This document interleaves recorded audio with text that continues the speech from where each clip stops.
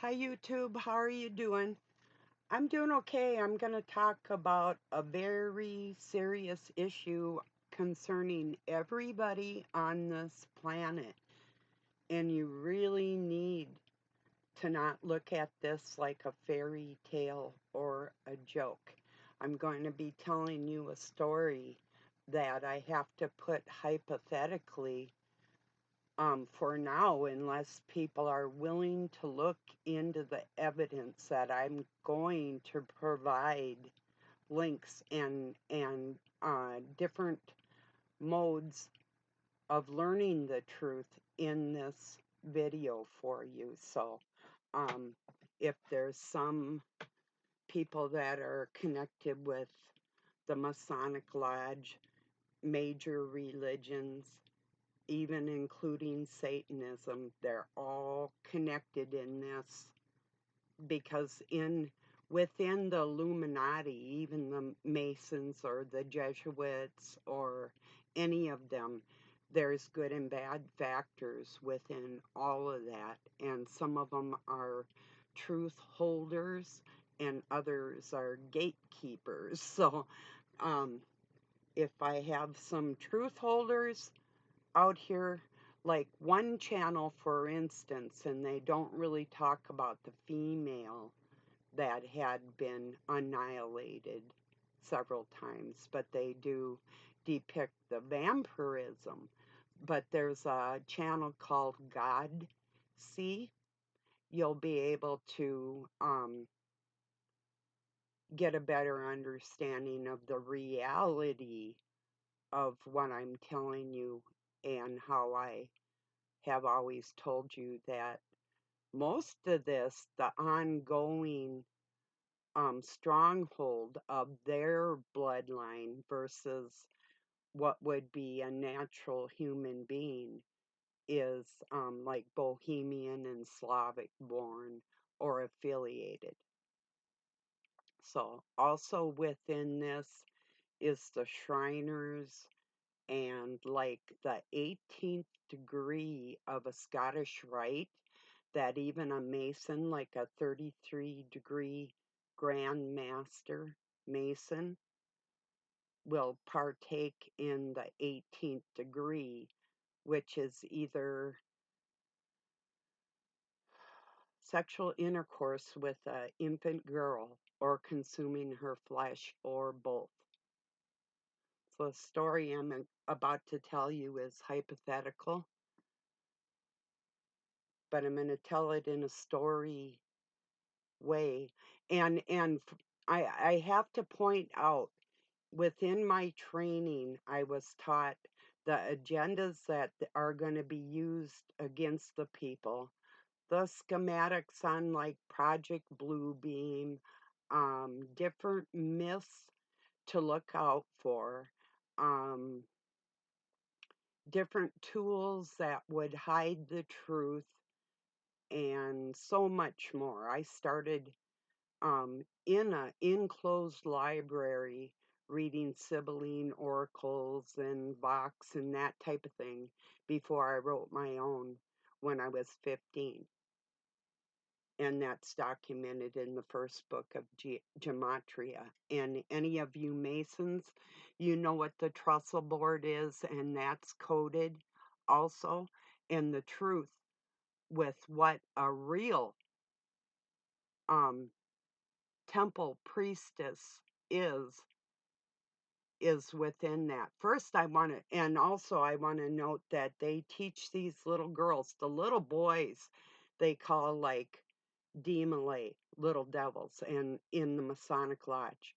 And the girls are called either Job's daughters or rainbow girls. Get that part, huh? Isn't that interesting? But they will teach these Job's daughters how to dance, and they have a mode of operation of hypnotizing and drugs and different things that they do to get these girls to perform for them by using their minds against them. And that's one of their styles of their dark arts. And like I say, it includes major religions and different um, affiliated groups. So, okay, I'm going to give you this hypothetical story. We'll just say there was this little girl. She had been abused, chased, terrorized by her own family. And this is documented, and it's a true story from, uh, we'll just say, Middle Ages, somewhere in the Middle Ages. So here's this little girl that had been terrorized all her life. But we'll just say at this point, for this story, she was 3 months old and 30 pounds. While some of the elders set the table in the dining hall, the other parts of the coven gave her a bath in scalding water, hoping that she would scream. But she didn't say a word. She was so used to the abuse. She had gifts where she could see into the future and make things happen just by thinking about it with her will. And this was something that part of her family wanted to acquire. So they thought they'd get her adrenochrome up with that hot bath while the elders were setting the table for the meal. Mm. When she first entered the dining hall on a silver plate, in the middle of the table, naked, there was only about 6 or 8 elders there at the time because the ones that had bathed her hadn't entered the room yet. But the ones that they deemed very important took the first bite out of her leg, and they were draining her blood. They all consumed her. As she was dying, her last dying wish was that these people that she had loved and trusted with no good reason, but that's all she had, would be able to feel what she had felt, each one of them. Then her spirit was above the table, and she watched her own father consume her blood. That's just one story, one part where they thought they were going to get extra energy from consuming this tiny spirit that is matter, that is mother, that had been resurrected several times. This is just one account I'm telling you about because they don't want you to know that we do reincarnate.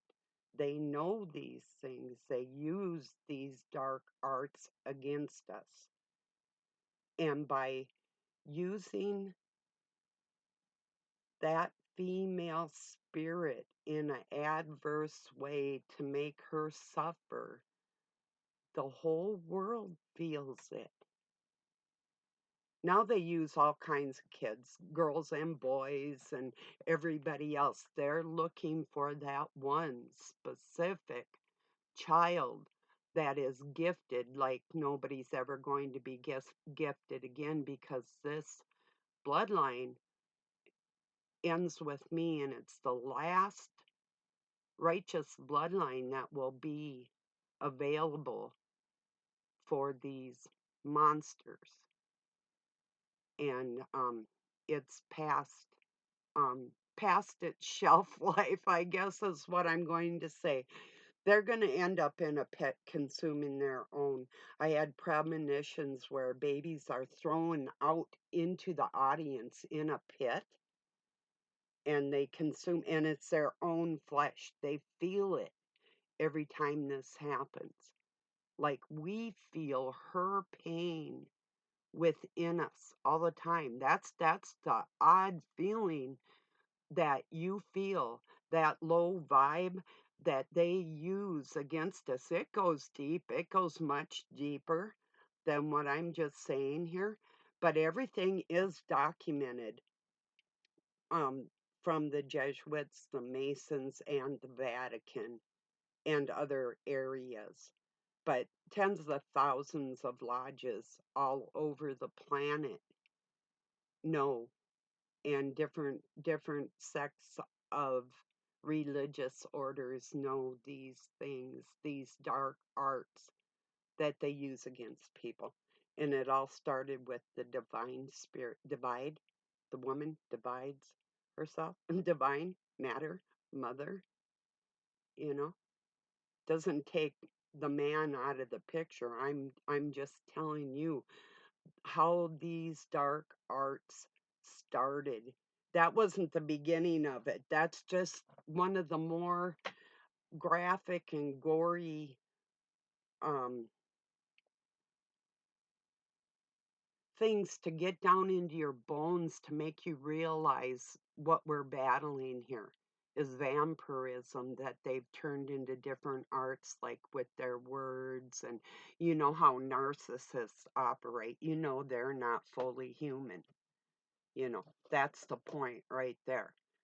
And to be able to deceive people and use them for their own gains, that type of thing. Um, yeah, Doug went into town to pay some bills and get me a pizza and some chocolate truffle thingies I like. And he's leaving. He's like, I'm going to take my time. I said, well, you might as well. He said, yeah. He said something about um, the world and the way it is. I said, yeah, it's getting weird out there. He's like there might not be a tomorrow. And I said, yeah, kind of like that, you know. But for the dark cabal, there is no tomorrows. There is no access to flesh. This is their last go around. When their head demon dies, they're susceptible to human beings. And unless he collects them, no, he doesn't care. They're going to perish here on the planet and never have a body to enter or the spirit to annihilate other people again, ever. And that's what's going on. That's what that little baby wished for them as they were consuming her. So, this is all true. It's documented. You can feel it within yourself that this is a fact. That's how these people operate. Some of them know part of the story. Some of them depict it as like the Vatican venerates the Virgin Mary, but not actually how it is. And the Jesuits know the full story and pretend it was a male. And the Masons can really believe either way. It depends on what type and what degree, what type of lodge, and whether it's the Masons or the Freemasons that weren't even supposed to exist, because they were supposed to carry knowledge and information of heritage, migration, language, different things like that, and their arts, to pass it on to the people in the world, not just their families, that we would all someday know the truth of what's going on. So I hope this helps. This is just a little tiny part. I put a link to how this little girl, one of the temple priestesses they call Echidna, is depicted. And no, she didn't hate. All she wanted was an apology. They didn't even have to be sorry. They just had to say, I apologize and never do things that they were doing in their dark ways ever again. But they didn't want to stop doing what they were doing, and remorse didn't even enter their minds, not even an apology. So, through the ages, this actual, not just a spiritual war, but a physical depression on the human family has been happening from these different factors in our existence. So I hope this helps. I really hope you believe me, but if you don't, I know who's talking to you in there. So enjoy your pit, because you monsters will never have flesh ever to deal with. Like I have a saying, it's called, if you don't mind, mind over matter. If you don't mind, it doesn't matter. I'll leave it there today, everybody. I love you if you're like not one of them. And if you are, this is your last chance. True remorse, true regret, and the stop of your dark arts, because it isn't compensation, it's punishment. And I don't give a fuck who says you don't get revenge. No, this is serious. This is protecting the innocents on this planet. That's what I do, whether you like it or not.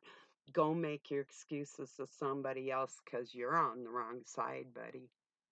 So I don't have a side besides my own and the innocents and human beings that are decent out there. So I don't care what side you think you're on if you're not on my side. So, okay, everybody, I love you. Like I say, if you're decent, peace and love from Pine City, Minnesota, USA.